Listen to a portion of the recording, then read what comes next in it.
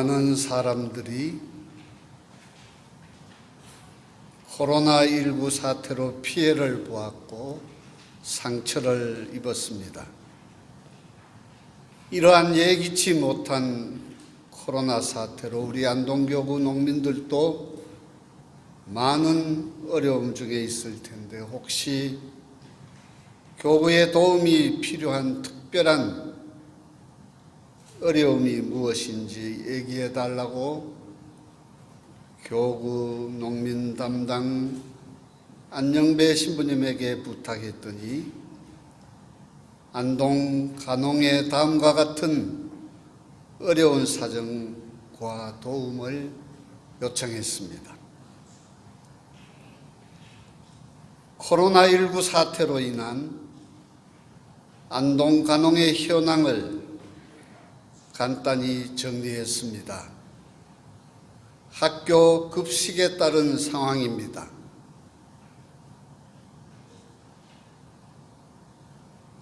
(2019년 3월 5월) 학교 급식의 경우 12억 3,900만 원인데, 비해 2020년 3월 5월 학교 급식의 경우 3,800만 원 공급하였습니다. 이후 학생가정 꾸러미 사업으로 5억 2천만 원 공급하였습니다. 그래서 5월까지 전년 대비 매출 감소액이 6억 8천 가량입니다. 단기 손실은 마이너스 1억 1천만 원 발생하였습니다. 일단 지난 5월 학생가정 꾸러미 사업으로 신선 농산물 등을 출하하여 농가들의 어려움은 어느 정도 해결하였으나, 꾸러미 사업으로 안동 간홍교구본부 급식센터의 운영에는 별 도움이 되지는 않았습니다. 운영에 여전히 어려움이 많고 언제쯤 회복이 될지 불투명한 상황이어서 도움을 요청드립니다. 도움을 드릴 수 있는 구체적인 방법을 안영배 신부님과 함께 다시 논의해 본 후 교구 차원에서 찾아보겠다는 약속을 드립니다. 코로나 사태를 겪으면서 코로나 이후 시대의 새로운 삶의 대안으로 많은 사람들이 지속적인 생명농업을 이야기하고 있습니다. 저도 그렇게 생각하고 있습니다. 가톨릭 농민회가 지금까지 30여 년 동안 도시와 농촌이 함께 잘 살기 위한 가장 좋은 방법으로 생명농업을 줄곧 얘기해왔고 노력해온 바대로입니다. 특히 코로나 사태를 겪으면서 그 어느 때보다 생태적인 삶이 중요하다는 인식을 새롭게 가지게 되었고, 앞으로 생명농업이 그 대안으로 떠오르고 있기 때문입니다. 그래서 이제 코로나19는 그동안 교회가 강조해오던 생명농업에 대한 소중함을 신자들뿐 아니라 일반인들에게도 알리고 체감시켜야 한다는 얘기들이 많습니다. 코로나19가 우리 농민들에게 위기이긴 하지만 또한 기회가 되고 있는 것입니다. 농민들은 코로나 사태를 겪으면서 생명 농산물을 살리려면 생산자와 소비자가 더 가까워져야 한다는 사실을 절감했습니다. 지속적인 생명농업을 가능하게 하기 위해서는 생산자와 소비자, 농촌과 도시가 함께 더 노력해야 되겠다는 생각을 가지게 되었습니다. 농민들이 아무리 노력해도 도시민들이 의미 있는 소비를 해주지 않으면 아무 소용이 없기 때문입니다.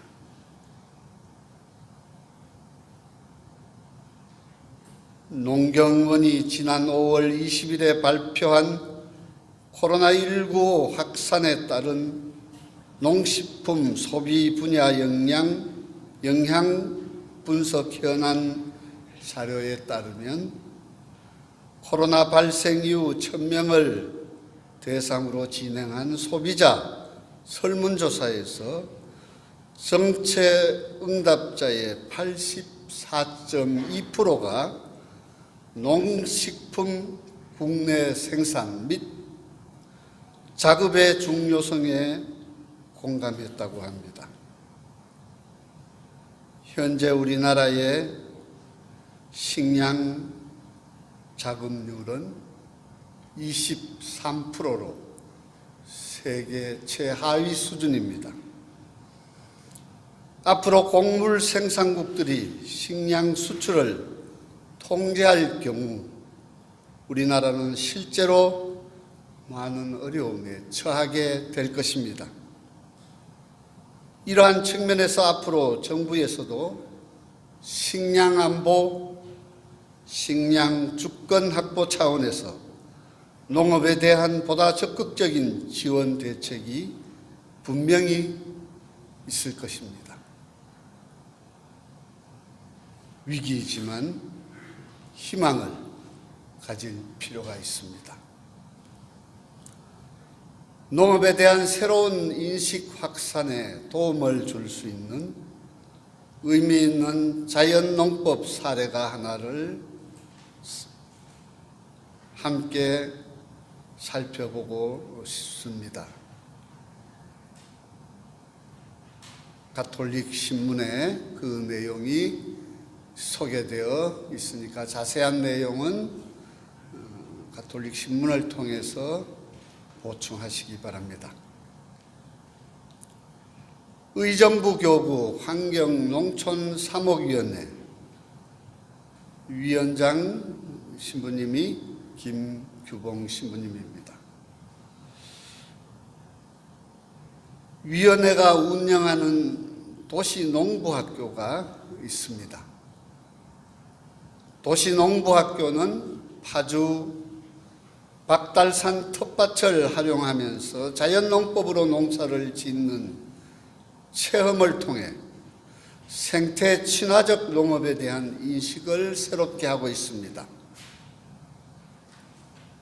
도시농부학교는 말 그대로 도시에 거주하는 사람들이 소규모 텃밭을 운영하게 하는데 도시농부학교의 1년 과정을 수료하면 개인 텃밭 10평이 주어집니다. 임대료는 평당 5,000원입니다.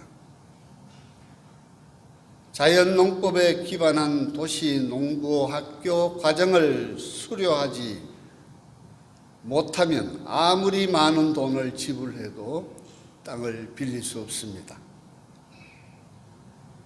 도시농부학교를 수료한 도시농부들은 개인 텃밭에서 자연농법으로 작물을 재배하는데 자연농법을 위한 5가지 약속을 하고 텃밭을 가꾸면서 도시농부의 삶을 삽니다.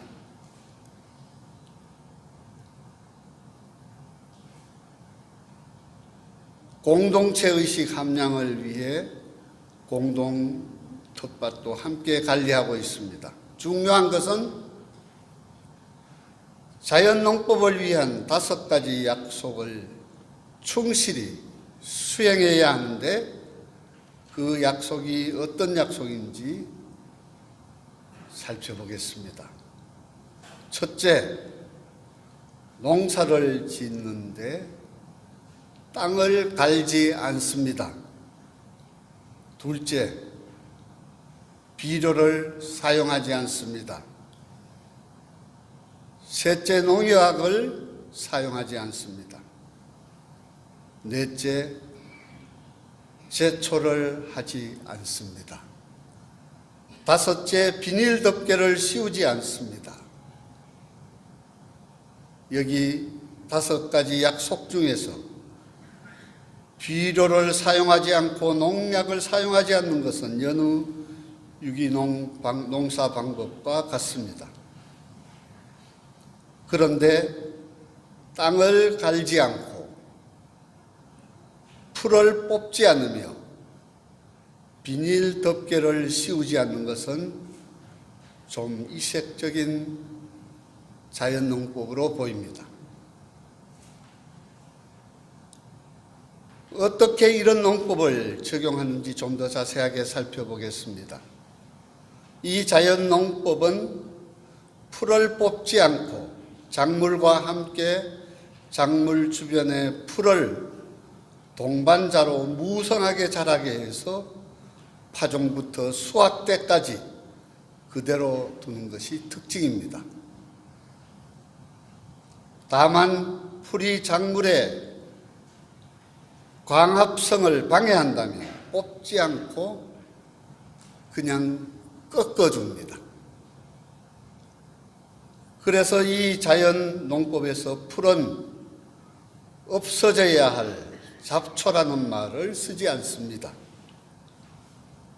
풀을 뽑지 않는 것은 풀이 땅을 덮어 수분 증발을 막아주고 퇴비 역할을 하며 미생물의 번식을 도와 땅을 살리기 때문입니다. 그래서 이 자연농법에서는 땅을 갈지 않고 제초를 하지 않으며 비닐 덮개가 전혀 필요하지 않습니다.